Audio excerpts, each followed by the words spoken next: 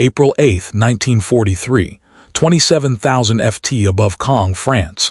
The oxygen mask couldn't hide Oberleutnant Ralph Hermichen's smirk as he watched the ungainly silhouettes climbing laboriously toward his formation through the crystal-clear canopy of his faller. Wolf 190A5. The veteran ace of Yakashvata, 26, studied the American fighters making their combat debut over occupied Europe.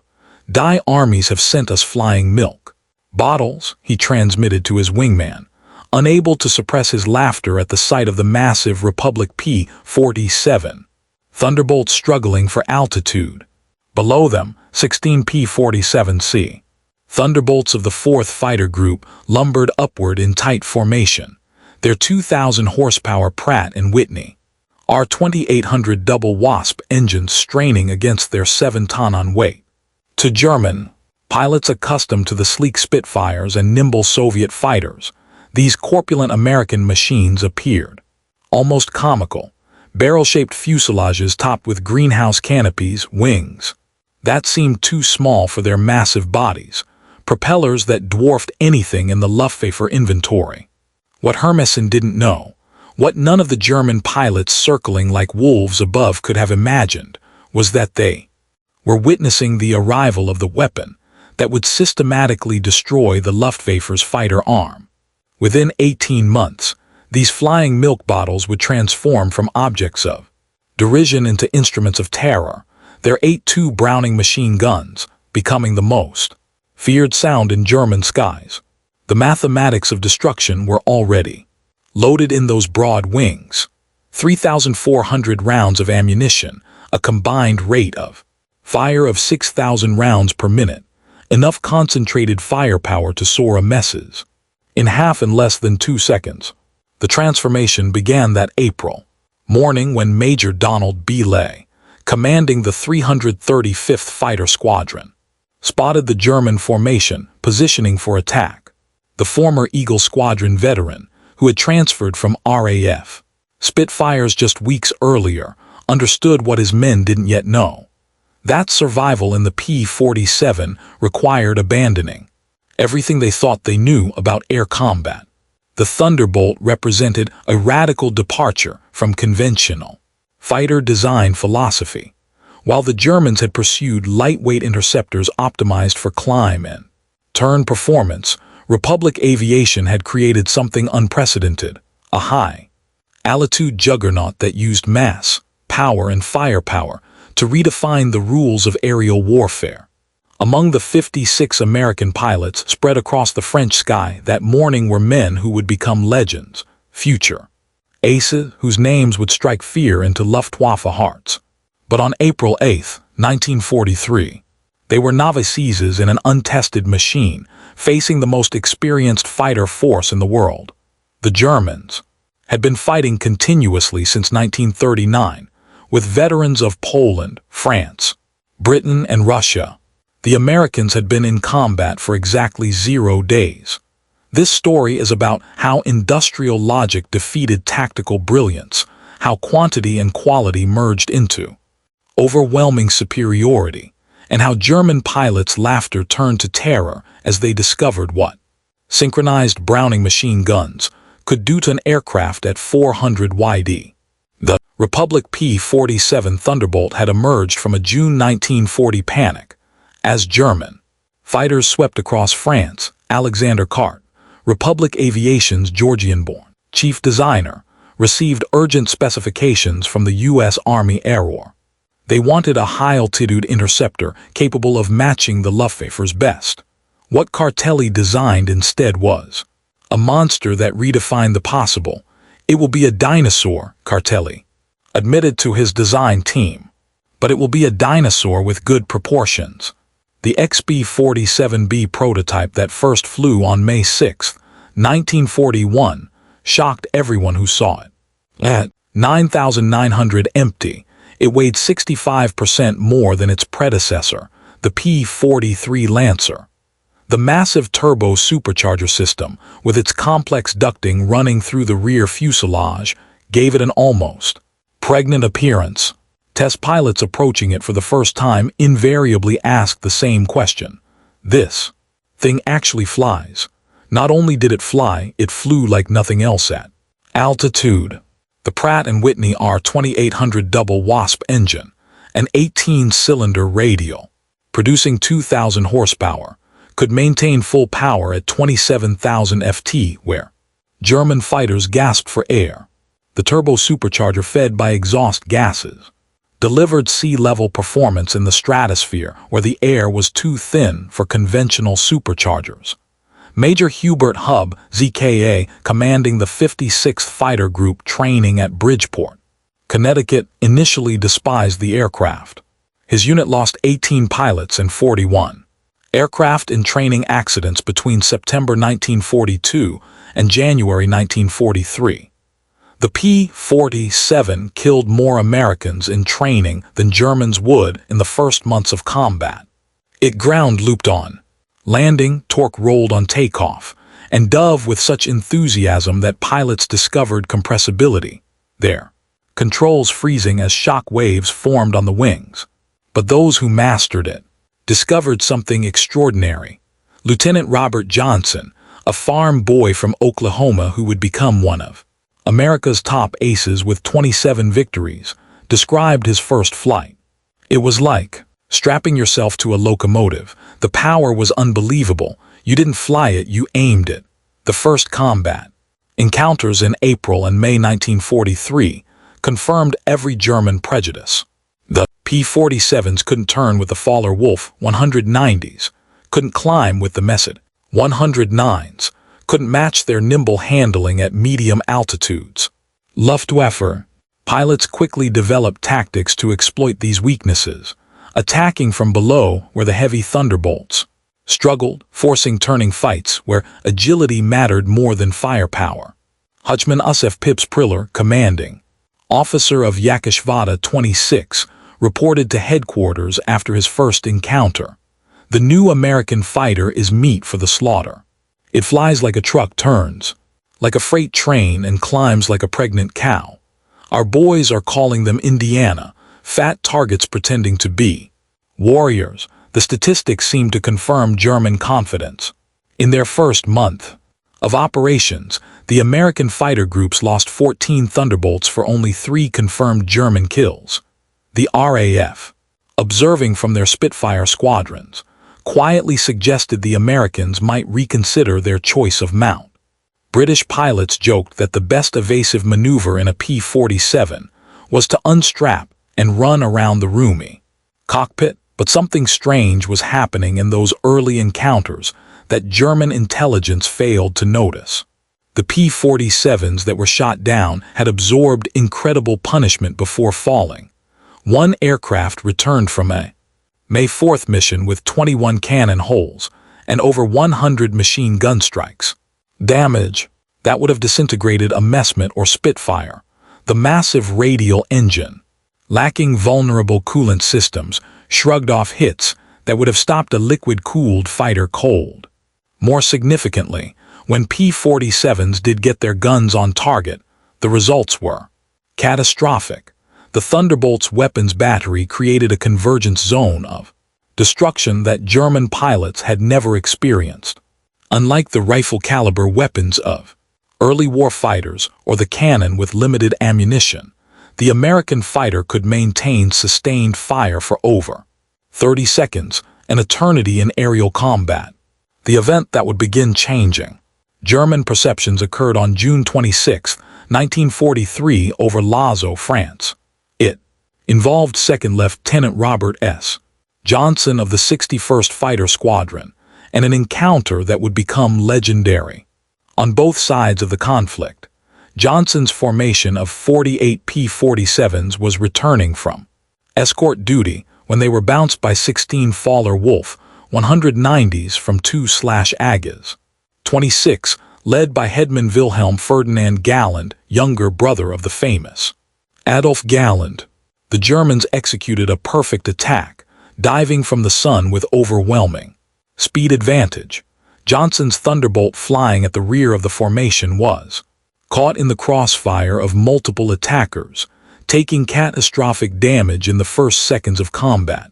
2120 cannon shells exploded across his aircraft. The canopy shattered. Hydraulic fluid sprayed into the cockpit. The engine cowling was torn away, and fire erupted behind the instrument panel. Johnson, wounded in the nose and leg by shrapnel and bullet.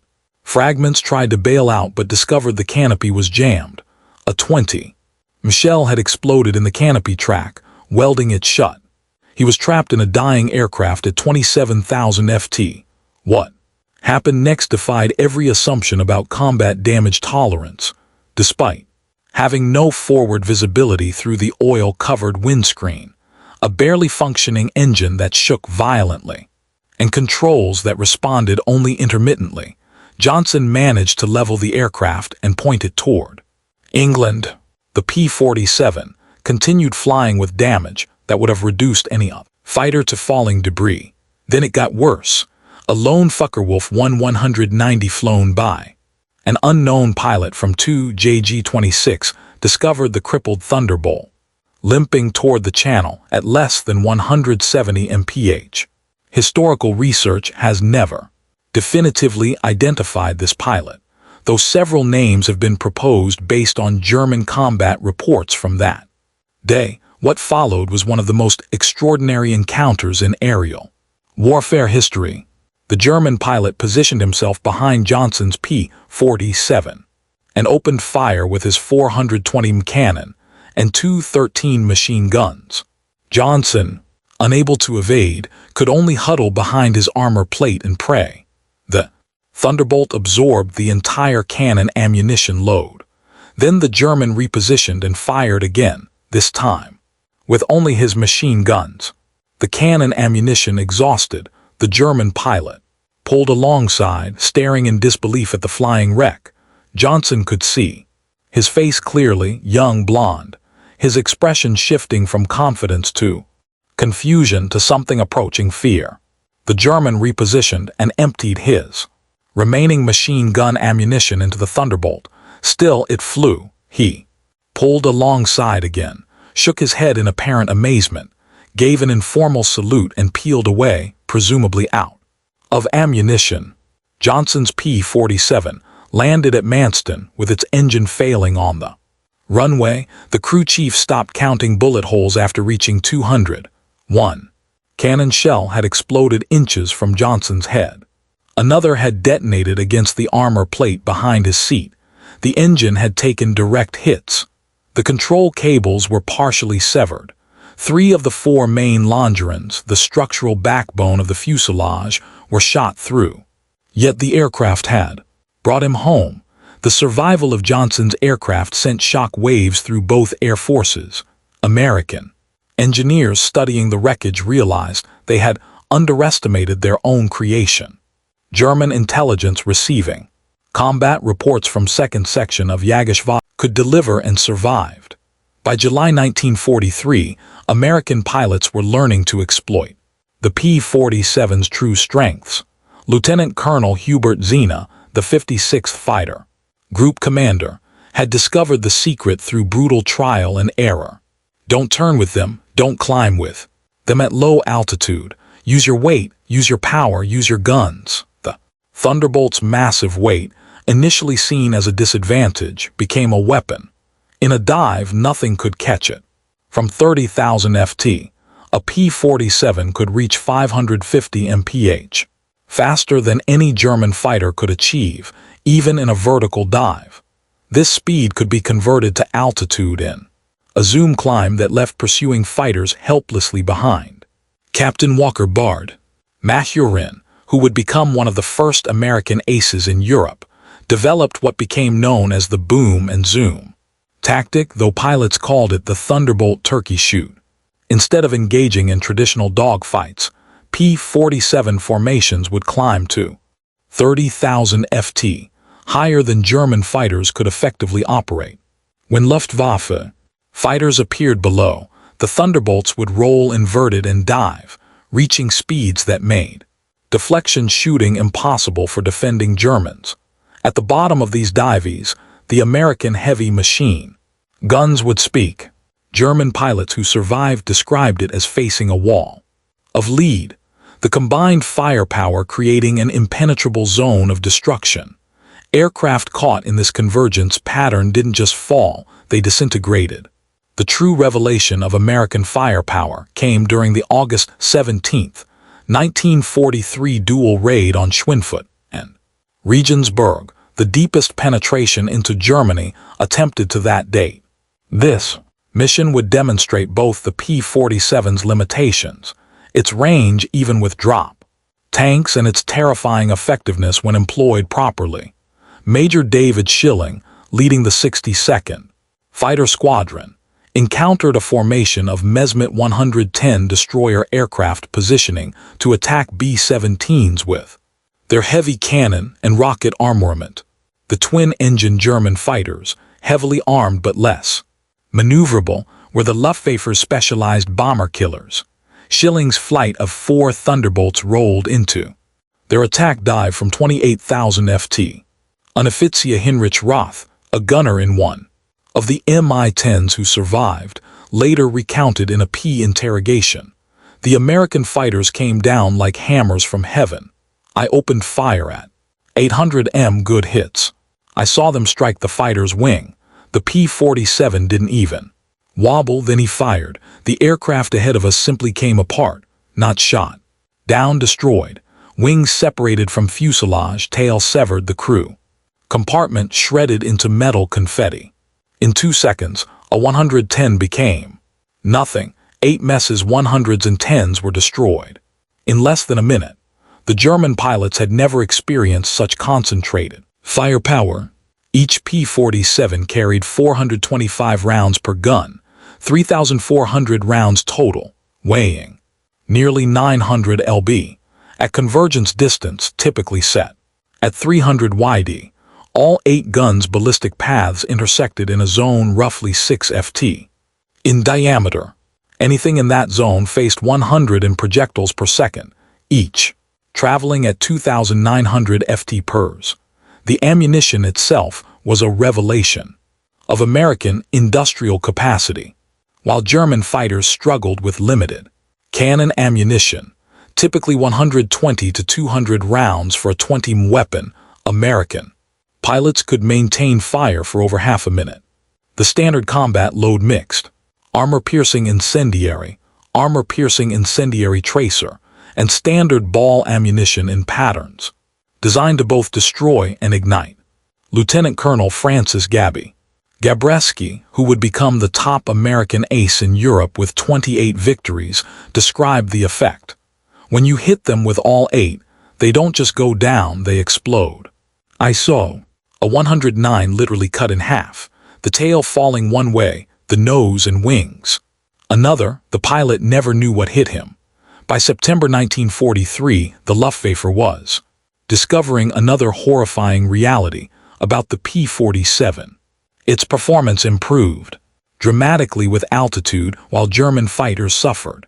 The turbo-supercharged double Wasp engine maintained its rated power output up to 30,000 ft. German fighters relying on single-stage or two-stage mechanical superchargers saw their performance degrade significantly above 25,000 ft. Oberleutnant Hans Philipp, one of Germany's most successful aces with 206 victories, encountered this reality fatally on October 8, 1943, leading Jagdgeschwader 1 against a B-17 formation at 28,000 ft over Bremen. Philipp found his Faller Wolf 198 sluggish and unresponsive in the thin air. The BMW 801 engine, powerful at medium altitudes, was gasping for oxygen, nearly 6 mi above the earth, when P-47s of the 56th Fighter Group dove on his formation from 32,000 ft. The German fighters were sitting ducks. Robert Johnson, now an experienced combat pilot on his way to ace status, was flying at 31,000 ft when he spotted Philipp's distinctive Focke-Wulf with its elaborate nose art. Johnson's combat report was clinical, opened fire at 300 yd, 30 degrees deflection, observed strikes along entire fuselage, enemy aircraft exploded, no parachute observed. Philip's death sent shock waves through the Luftwaffe, if one of their best. Man who had survived over 500 combat missions on both Eastern and Western fronts couldn't survive against the Thunderbolts. What chance did average pilots have? The German High Command ordered an immediate investigation into the P-47's capabilities. The report, delivered to Reich Marshal Hermann Göring in November 1943, was sobering.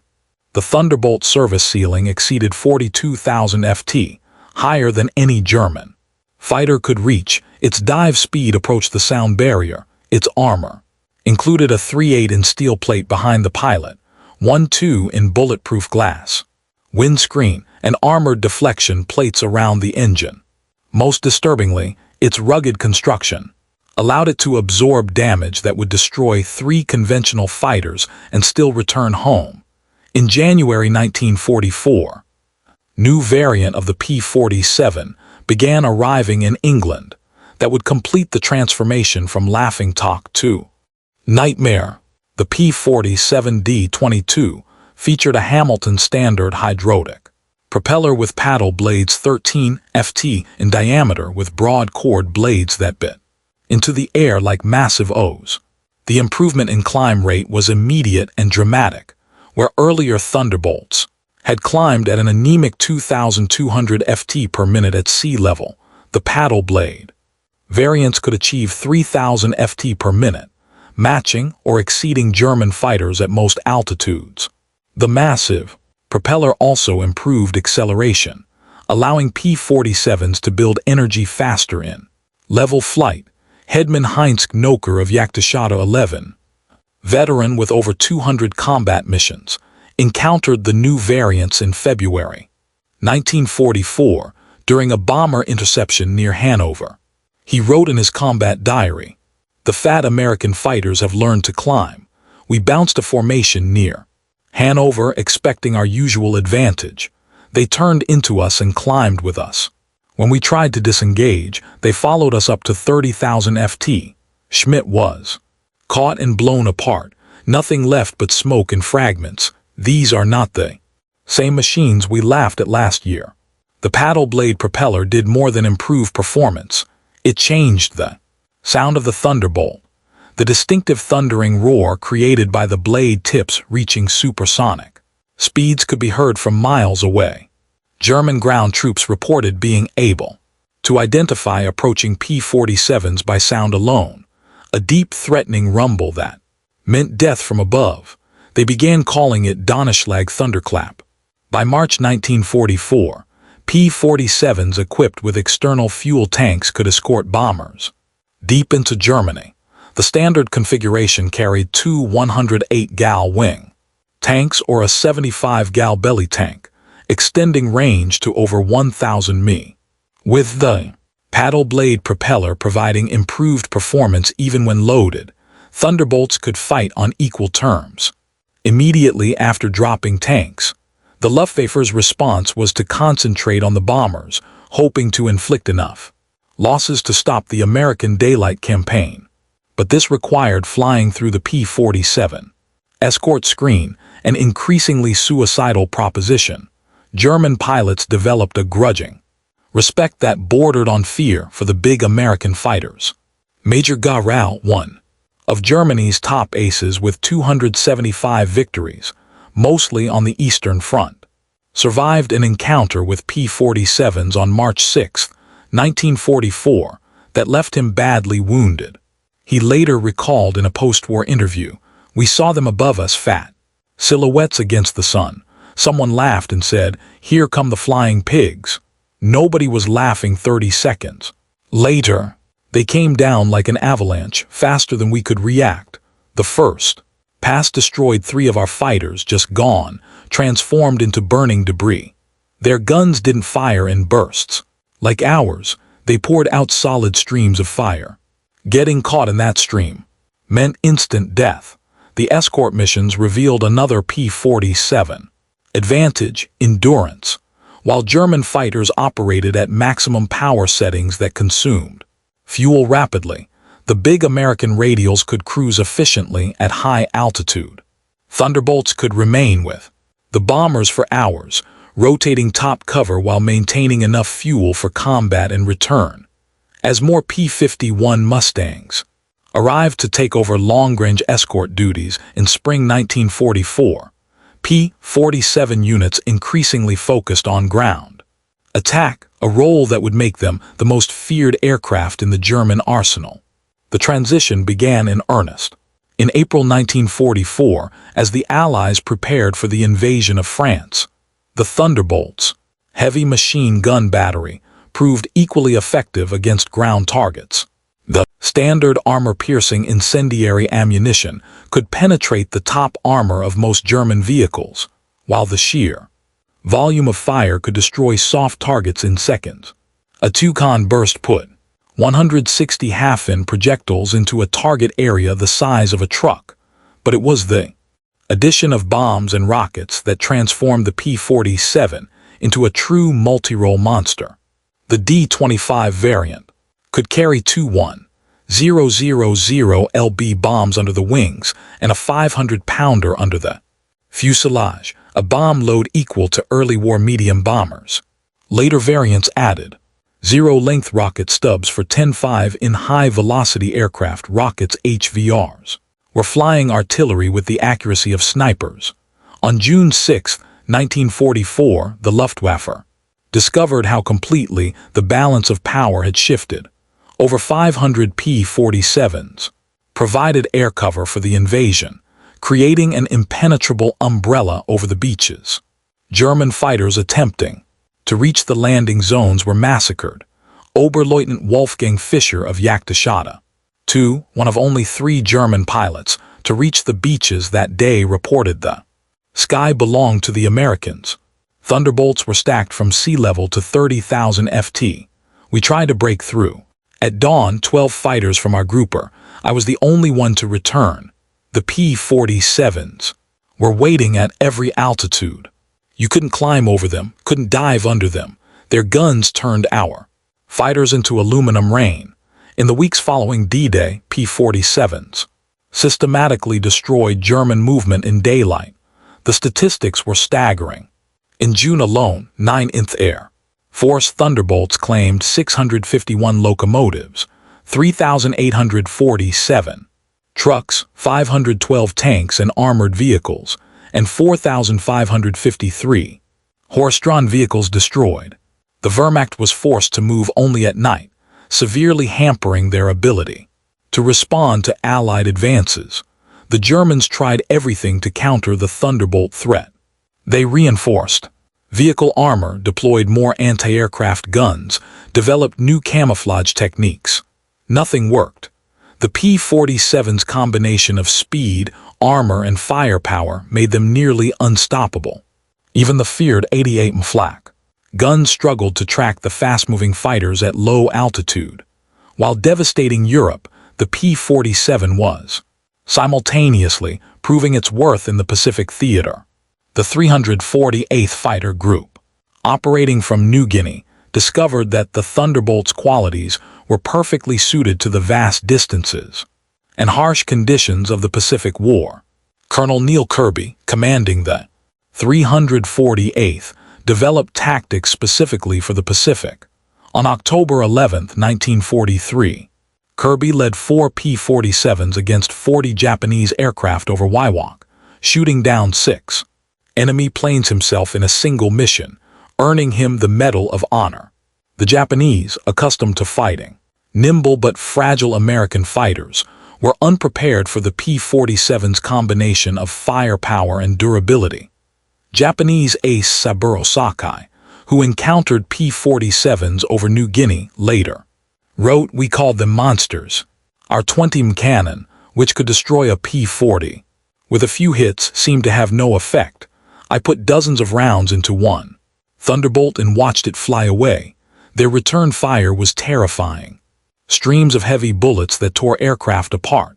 The P-47N, developed specifically for the Pacific, featured increased fuel capacity, with wet wings holding 93 gallons each, extending range to 2,350 mi. This variant would escort B-29s to Japan, proving that the short-legged fighter of 1943 had evolved into a true long-range weapon. Perhaps the ultimate vindication of the P-47's evolution came in its encounters with German jet fighters.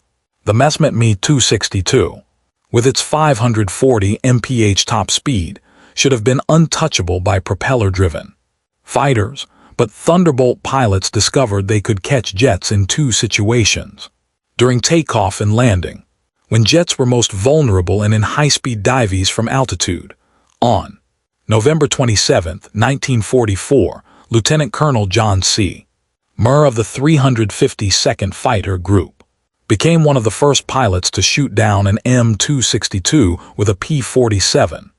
Diving from 28,000 ft, Murr's Thunderbolt reached speeds approaching 500 mph, fast enough to catch the jet in level flight. The jet pilot, confident in his speed advantage, never saw the diving P-47 until Murr's guns opened up at 400 YD. Murr's combat report noted, "The enemy aircraft disintegrated under fire. Large pieces, including both engines, separated from the fuselage. The pilot did not escape.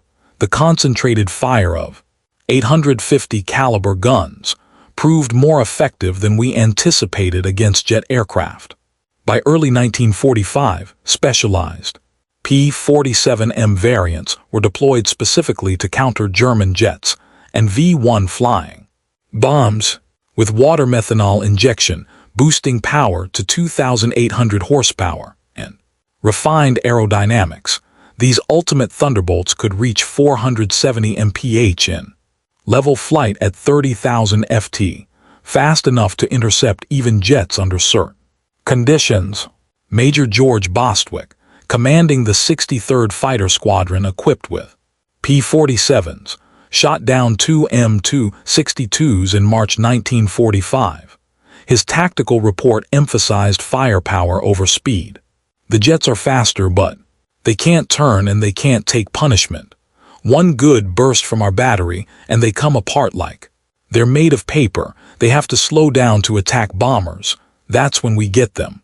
The ultimate demonstration of American industrial might came during Operation Bodenplatte, the Luftwaffe's desperate attempt to destroy Allied air power on January 1, 1945. Nearly 900 German fighters, including their best remaining pilots, launched surprise attacks on Allied airfields across Belgium and the Netherlands. At Y-34 airfield near Metz, home to the 365th Fighter Group's P-47s, the attack initially succeeded. German fighters destroyed 22 Thunderbolts on the ground, along with several other aircraft. A captured German pilot brought to the command post pointed at the burning aircraft and taunted, "What do you think of that?" Major George Brooking's response became legendary throughout the 9th Air Force. He pointed to the flight line where ground crews were already pushing damaged aircraft aside and preparing hard stands for replacements. "By tomorrow, we'll have 40 new ones. How long will it take you to replace your pilots?" The German pilot's smirk disappeared. Within 48 hours, factory-fresh P-47 D-40s filled the flight line. Flown in from depots in England, the Luftwaffe lost 271 aircraft and 213 pilots in Bodenplatte, including many irreplaceable instructors and squadron leaders. These losses they could never replace. The Americans lost 134 aircraft total across all attacked airfields, all replaced. Within a week, the numbers told the story of inevitable defeat. Republic Aviation produced 15,683 P-47s during the war, more than any other American fighter. At peak production, the Farmingdale factory on Long Island completed one Thunderbolt every hour around the clock.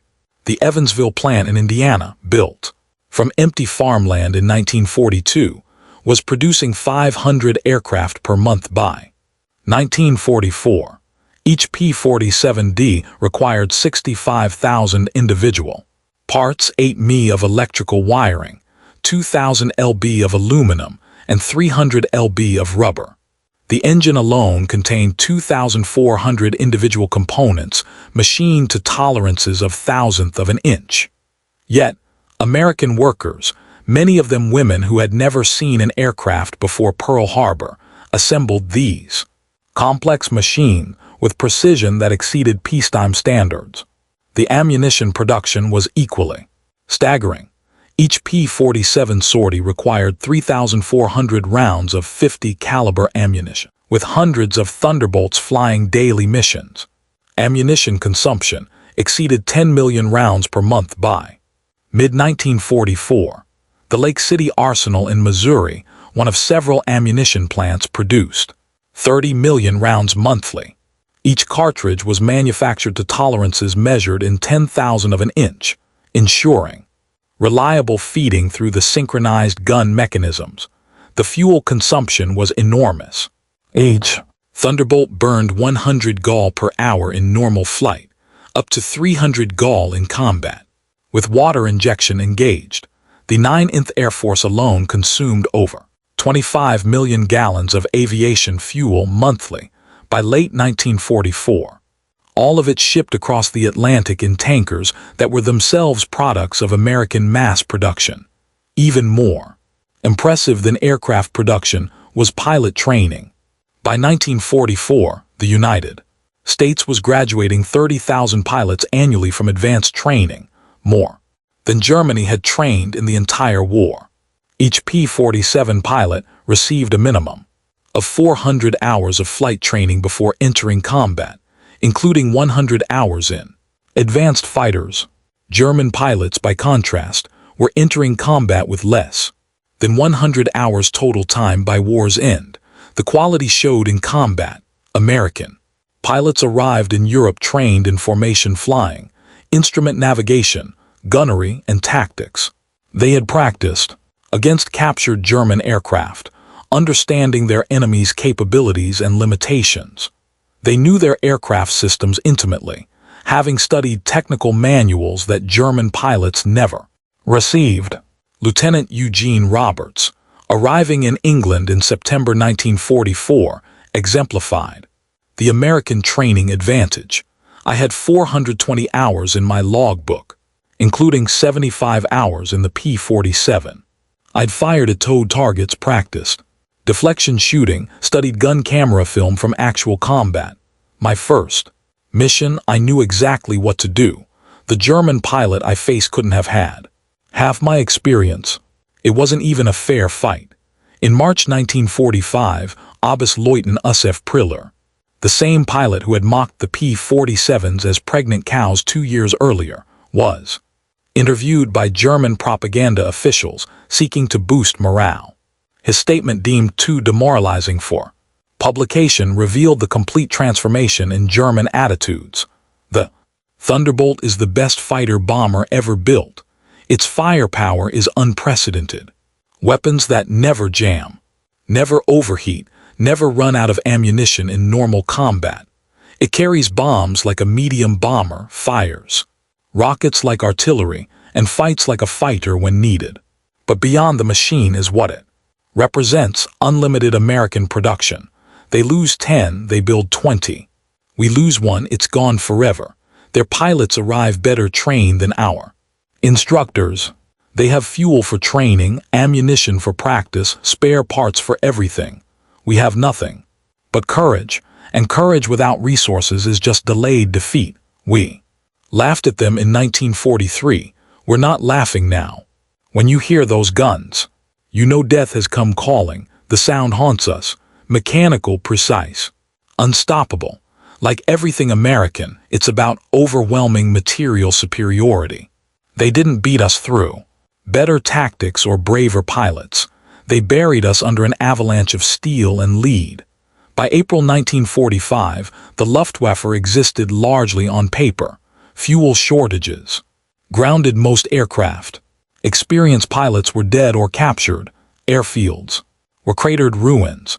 But even with aircraft and fuel, German pilots faced an impossible equation. Attacking meant facing P-47 formations that owned every altitude from ground level to 40,000 ft. Feldwebel Klaus Brechner, one of the last German pilots trained in 1945, flew exactly one combat mission before the war ended. His encounter with P-47s over Leipzig lasted 12 seconds. I saw them diving from above, 4 Thunderbolts in perfect formation. I tried to turn, but they were too fast. The leader fired from 500 m. My aircraft shook like it was hit by sledgehammers. The engine exploded, the wings separated. I barely escaped. In the parachute, I watched them destroy my entire staff. 6 fighters gone in under a minute. The sky rained, burning aluminum and bodies. The psychological impact was complete. German pilots developed what medical officers called jabo fever, physical symptoms of stress appearing when Thunderbolts were reported in the area. Veterans who had faced Spitfires and Hurricanes without fear became physically ill before missions against P-47s. The distinctive thunder of approaching Thunderbolts caused panic among ground troops who knew that survival meant finding cover immediately. The final statistics of P-47 operations defied comprehension. In Europe, 3,752 German aircraft destroyed in aerial combat, 3,315 aircraft destroyed on the ground, 86,000 railway cars destroyed, 9,000 locomotives destroyed, 6,000 armored fighting vehicles destroyed, 68,000 trucks destroyed, 60,000 horse-drawn vehicles destroyed in the Pacific, 697 Japanese aircraft destroyed in aerial combat, 150 aircraft destroyed on the ground, 1,500 vehicles destroyed, 150 locomotives destroyed, countless barges, ships, and installations. The 9th Air Force alone, primarily equipped with P-47s, flew 213,873 combat sorties, dropped 120,000 tons of bombs, fired 135 million rounds of ammunition, and launched 60,000 rockets. The Thunderbolt units achieved a 4.61 kill ratio in aerial combat while maintaining the lowest loss rate of any Allied fighter bomber. Behind these numbers lay the human cost. The Luftwaffe lost approximately 28,000 pilots killed in combat against Western Allied forces. Many fell to the concentrated fire of American heavy machine guns. Each loss represented years of training that Germany could never replace. By war's end, the average German fighter pilot had less than 30 hours of combat experience. The average P-47 pilot had over 200. At the Luftwaffe interrogation center at Ober-Ursel, captured Allied pilots were debriefed by German intelligence. The records captured in 1945 revealed German assessments of Allied aircraft. The file on the P-47 updated continuously throughout the war showed the complete reversal of opinion. April 1943, large, unmaneuverable fighter, inferior to German types in all performance parameters except dive speed. Machine gun armament insufficient against cannon-armed fighters. Assessment minimal threat. December 1943, exceptional high-altitude performance. Extreme structural strength, firepower. Increasingly problematic. Pilots showing improved tactics. Assessment.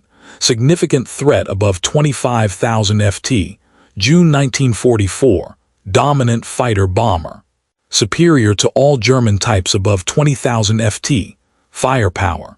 Devastating against all target types. Structural strength makes shoot-on extremely difficult. Assessment.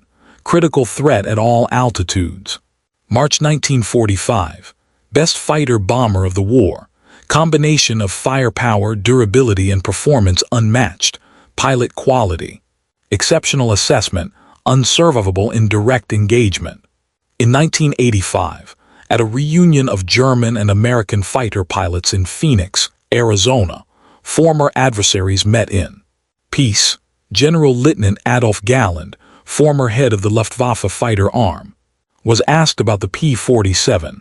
His response recorded on video captured. The complete transformation. We made a terrible mistake in 1943. We saw this big heavy fighter and laughed. The Americans don't understand air combat. We said they built a bomber and called it a fighter. We were the ones who didn't understand. The Americans didn't try to build a European fighter. They built an American one designed around production, firepower, and survivability. They understood that in a war of attrition, the plane that could take punishment and deliver devastating firepower would win. They were right. The first time I flew a captured P-47 after the war, I understood everything. The power was incredible. It climbed like it was falling upward. The cockpit was comfortable.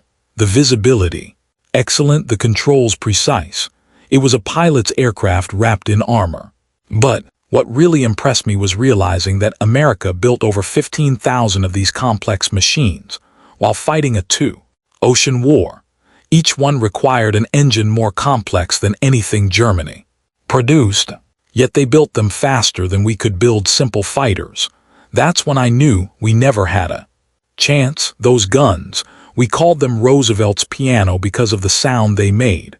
Once you heard that sound, you never forgot it. Many of my friends heard it for the last time. The P-47 didn't just defeat the Luftwaffe, it destroyed it. The P-47's design represented American industrial philosophy perfectly. Brute force engineering backed by unlimited resources. Every component was overbuilt, overpowered, and overengineered.